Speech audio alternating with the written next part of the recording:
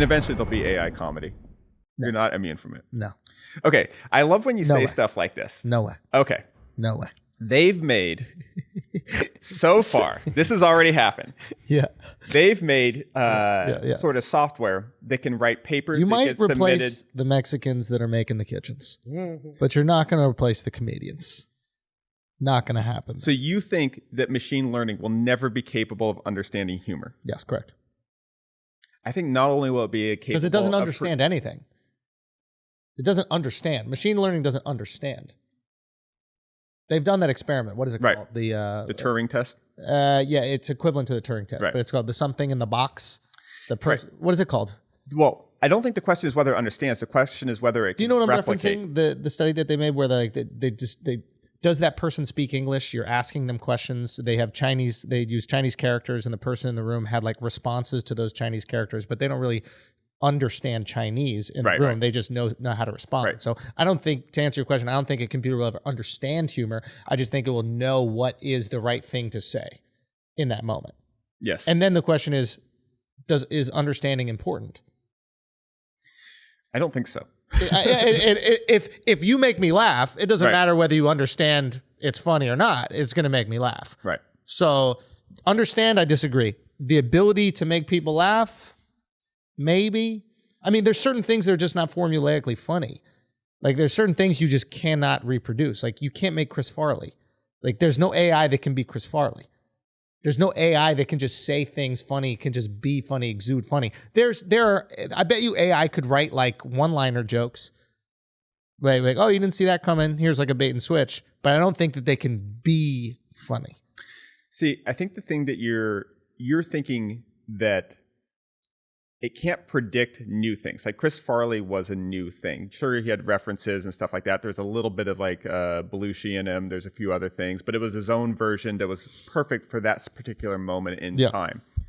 So what AI can't do is sort of predict what people will like because it's pulling from previous information. But what it can do is it can iterate infinitely, whereas an individual can only iterate within a few concepts of time. What I would say is, yes, 100% right. But what Farley did, let's say it was unique or not unique, it was personality driven. Right. And I don't think AI will have enough personality to be funny off of personality. We've all had friends like our boy Mike. Right. Mike is funny. Mike from Modern Builds. Mike from Modern Builds. Shout out to Mike from Modern Builds. We love Mike. Tippy toe Mike. And Mike is so funny, but Mike might not say a joke that's funny. He will just exist as funny. He will just be funny. How do you replicate that with AI? You cannot. So you can create that with AI. You can do it through brute force. Now, the question would be whether or not AI could ever make a popular comedian. AI could simulate comedy, but they might have to simulate so many versions to get it right that creates an unwieldy burden that someone would have to curate to figure out what's actually going to pop. So I think it's possible in the creation. I'm not sure that creation aspect, because an AI can create things simultaneously at the same time. Yeah. So with like the kitchen design, as an architect and designer, I can only do one design at a time. The software can do every design at the same time. Yeah. Now the question is, too many designs is actually not useful to the consumer. So it could write every single possible joke, but what it might not be able to do is then surface the most probable ones.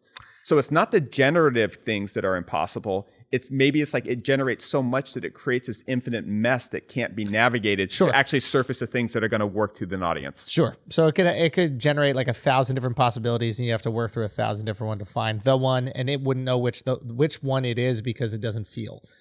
And it doesn't understand what we feel. Like so much of comedy is like this feeling that we have that we know is wrong, but is relatable.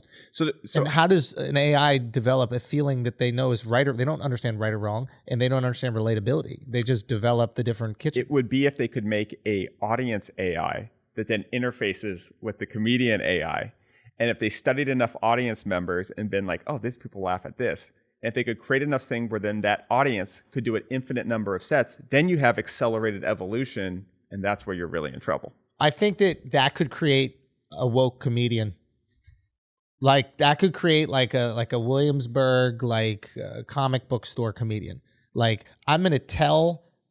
That's really what that type of comedy is. I think that's why I hate it so much.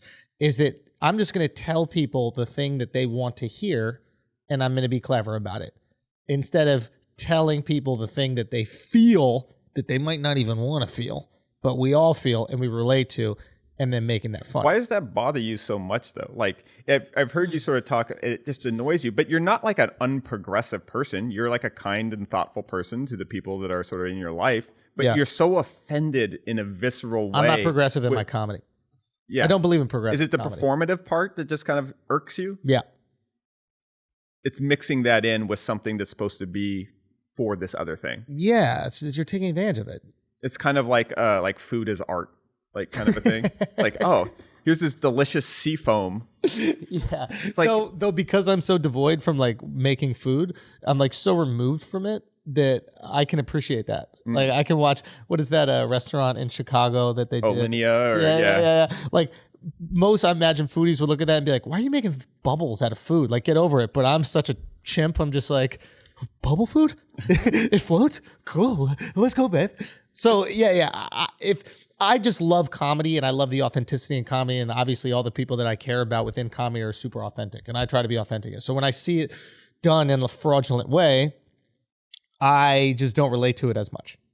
Yeah, but you're it's hack architecture. Yeah. That's what it's like. Somebody making this architecture that you know is like super hack, and you probably look at it, you'd be like, this is easy, this is hack, I know what you're fucking doing here.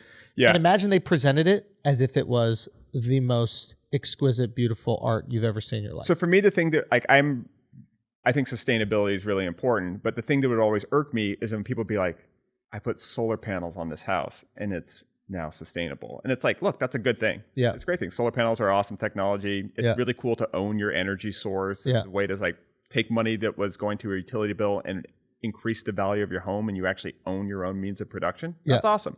But it's like, it's so additive. It's not like artistic. It's not necessarily integrated.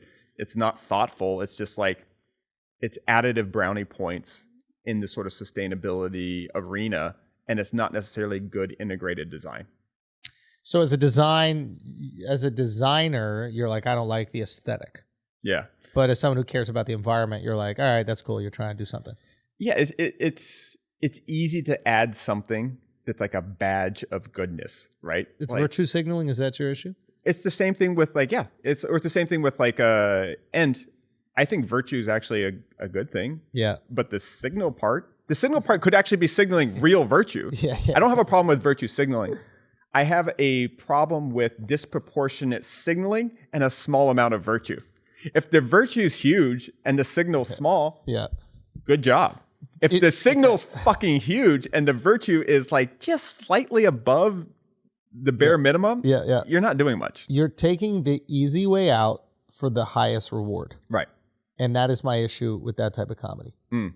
We both know it's funny. Not you and I. I'm saying like comedians. We all know it's funny. If you're a funny person, you know it's funny. If you're not a funny person, you probably know it's funny. We all know the easiest way out. We all know what will succeed. You know, if I'm opening up a restaurant, I know the thing that's going to sell. Right. But if I'm going to try to push it, if I'm going to try to get you to eat a parsnip and I'm going to put extra love and care into that fucking parsnip and make it so good, do you actually order a parsnip? I go to that chef, I'm like, bro, I can't believe you made me order a vegetable like it was a steak. You are nice with it. But the guy who's just like, here's fucking, what is the most common thing right now? Here's duck fat French fries or something like that. Like, you're not being unique with your duck fat French fries. You're playing the hits. You're playing the hits. Yeah, you're karaoke. Exactly. There you go.